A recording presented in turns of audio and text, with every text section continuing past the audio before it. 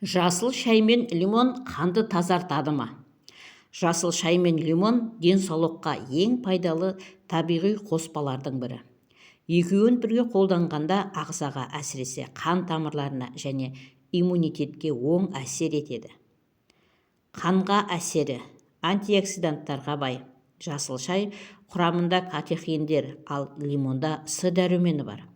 Бұл заттар қандағы зиянды бос радикалдарды азайтып, жасушаларды қорғайды. Қан айналымды жақсартады. Жасыл шай жүрек пен тамырдың жұмысын жеңілдетіп, қанның қоюланып қалуына жол бермейді. Холестеринді төмендетеді.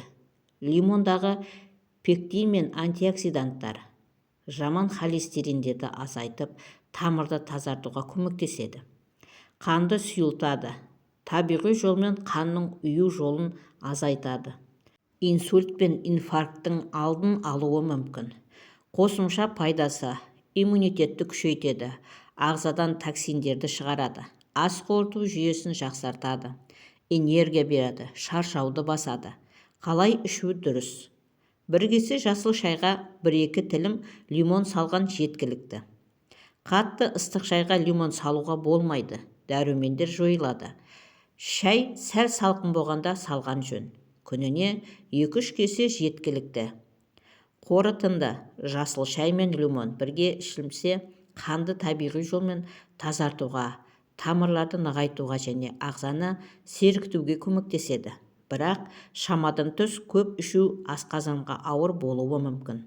Сондықтан мөлшерін сақтау маңызды. Міне, құрметті көрермендер, осымен видеомыз аяқталды. Егер видеомызды пайдалы болды деп тапсаңыздар, арнаға тіркеліп лайк басып, пікір қалдырып, қоңыраушаны баса кетуді ұмытпаңыздар.